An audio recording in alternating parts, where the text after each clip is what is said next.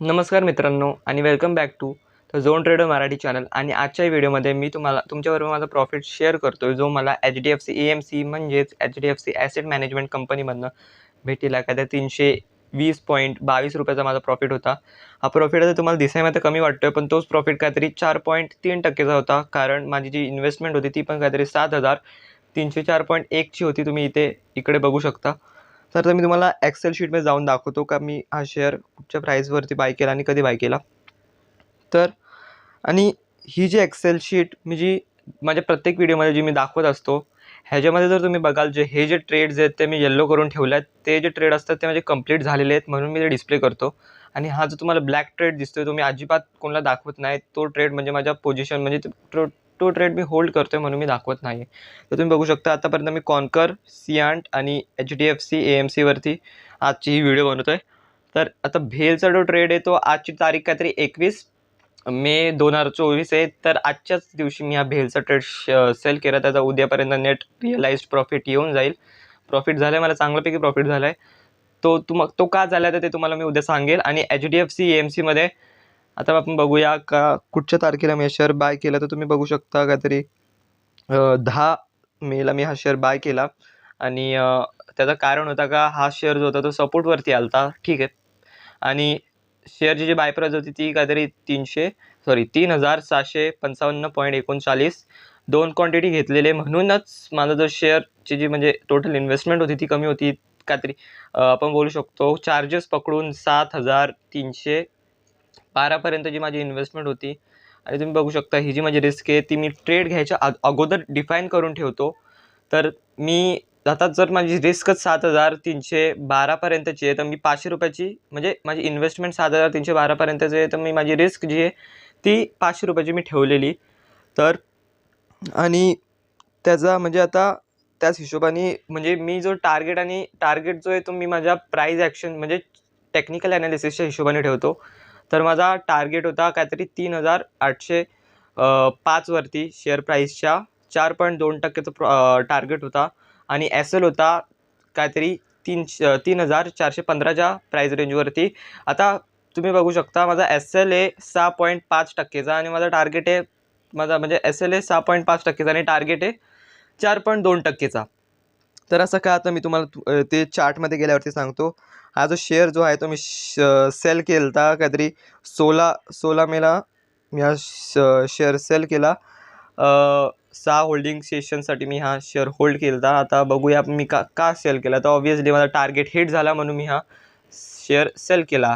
तर तुम्ही बघू शकता का आता मी जी माझी सेल प्राईस लिहिली आहे ती लिहिली आहे का 3,820.15. तुम्ही बघू शकता माझा टार्गेट काय होता 3,805. तर आता 3,820.15 माझी सेल प्राईस होती. काहीतरी 15 रुपये वरती होता, 30 रुपये थोडा जास्त भेटला, त्याच्यात एवढा काही फरक पडत नाही.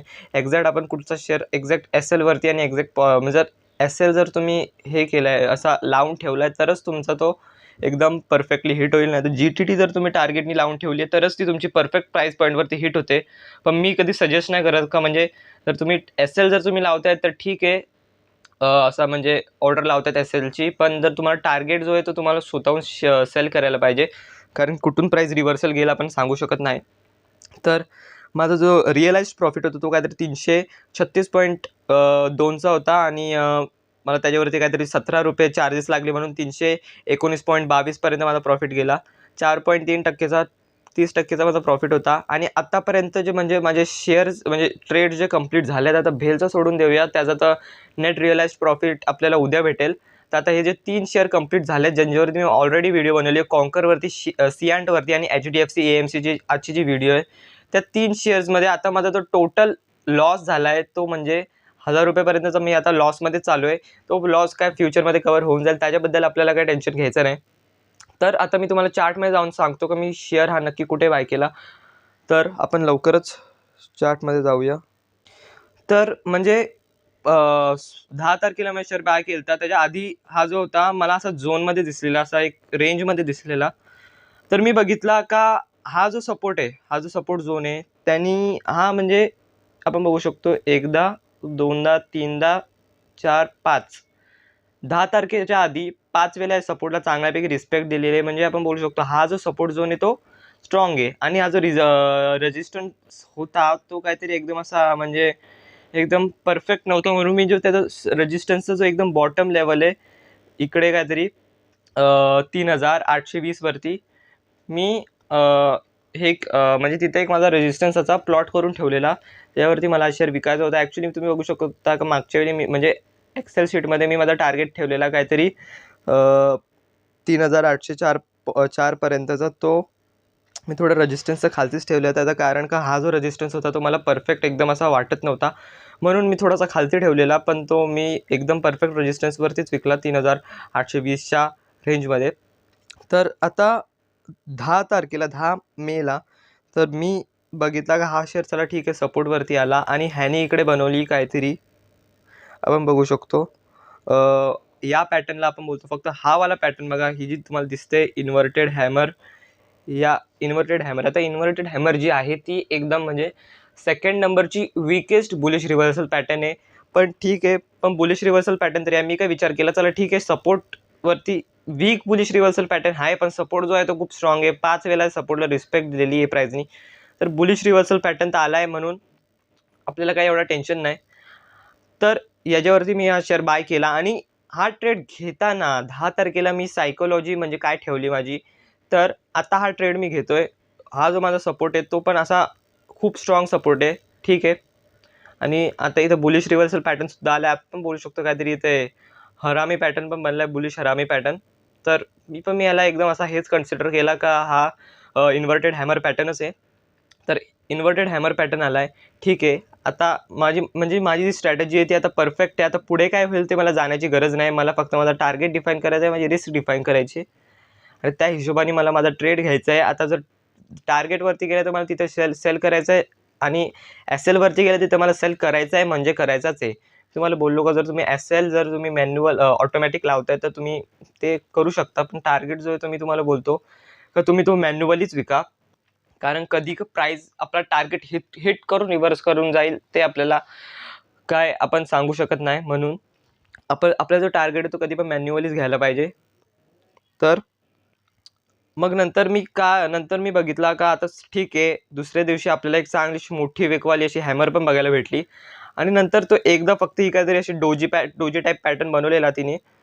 पण नंतर तो 2 मोठ्या अशा मोरोबाजो कॅन्डल बनवले आणि तो डायरेक्ट रेजिस्टन्सवरती पोहोचला. आणि मी तिथं काहीतरी रेजिस्टन्सवरती सेल केला काहीतरी 3820च्या घरात. इकडे मी हा शेअर सेल करून टाकला. तर अशा प्रकारे जर आपण अशी सायकोलॉजी ठेवली शेअर बाय करताना का आपल्याला नाही माहिती का पुढे काय होणार आहे, आपल्याला फक्त आपली रिस्क आणि टार्गेट डिफाईन करायचं आणि आपली जी एज आहे स्ट्रॅटेजी आहे ती मार्केट कंडिशननुसार आणि शेअरच्या नुसार हा जो शेअर म्हणजे आपल्याला फंडामेंटल ॲनालिसिससुद्धा बघायचं आहे का शेअर कसा आहे. असं म्हणजे आपल्याला काय बघायचं असतं फंडामेंटल ॲनालिसिसमध्ये, त्याची काय प्रोमोटर होल्डिंग, त्याचे market cap, profit sales growth, काहीतरी शेअरमध्ये काही घोटाळा आहे का नाही ते सगळं आपल्याला बघायचं असतो. ते बघितल्यानंतर तर शेअर एकदम परफेक्ट असेल, प्राईज ॲक्शन एकदम परफेक्ट असेल, तर ज्या दिवशी मी हा शेअर घेतोय त्या दिवशी फक्त मला माझी सायकोलॉजी ठेवायची. आता ठीक आहे शेअर एकदम परफेक्ट आहे, माझी स्ट्रॅटेजी एज एकदम परफेक्ट आहे टेक्निकल ॲनालिसिसनुसार. आणि आता पुढे काय मला जाण्याची गरज नाही. जसं मी मागच्या व्हिडिओमध्ये पण बोललेलो, पैसे कमवायच्या हेतूने आपल्याला पैसे कमवायसाठी आपल्याला हे जाण्याची काय अजिबात गरज नसते का पुढे काय होईल. कारण पुढे काय होईल आपण ते ॲक्च्युली प्रेडिक्टच नाही करू शकत मार्केटमध्ये. कारण पुढे आपल्यासमोर कोण बायर बसलाय कोण सेलर बसलाय, तो किती त्याच्या मनामध्ये किती क्वांटिटी बाय करणार आहे आपण ते नाही आपल्याला समजू शकत. कारण की त्याची मनातली गोष्ट आहे, जसं मी माझ्या मागच्या व्हिडिओमध्ये बोललेलो. आणि हे जे प्रॉफिटचे व्हिडिओज असतात ना त्याच्यामध्ये आपल्याला एवढं काही शिकायला नाही भेटत. जे लॉस मेकिंग व्हिडिओ असतात त्यांच्यामध्ये आपल्याला नक्की आपली चूक समजते आणि त्याच्यामध्ये नक्की शिकायसारखं असतो. म्हणून तुम्ही प्रॉफिटची व्हिडिओ बघू का माझी नाही कुठच्या पण ट्रेडरची प्रॉफिटची व्हिडिओ बघा का नका बघू, पण लॉसची व्हिडिओ बघायला अजिबात विसरू नका. कारण की तिथेच तो जो ट्रेडर असतो त्याला ती चूक समजते आणि ती चूक असतो तो आपल्याबरोबर शेअर करत असतो. तर या व्हिडिओमध्ये आपण बघितला का मला HDFC AMCमध्ये कसा प्रॉफिट झाला. आता पुढच्या व्हिडिओमध्ये मी तुमच्याबरोबर माझा भेलचा प्रॉफिट शेअर करेल. तोपर्यंत तुम्ही चॅनलला सबस्क्राईब करून ठेवू शकता. कारण भेलचा प्रॉफिट जो आहे तो एकदम म्हणजे थोडा इंटरेस्टिंग प्रॉफिट आहे. म्हणजे मग काय झाला प्रॉफिट ते तुम्हाला समजेल. थोडा इंटरेस्टिंग टॉपिक आहे. तर आता आपण ते नेक्स्ट व्हिडिओमध्ये बघूया.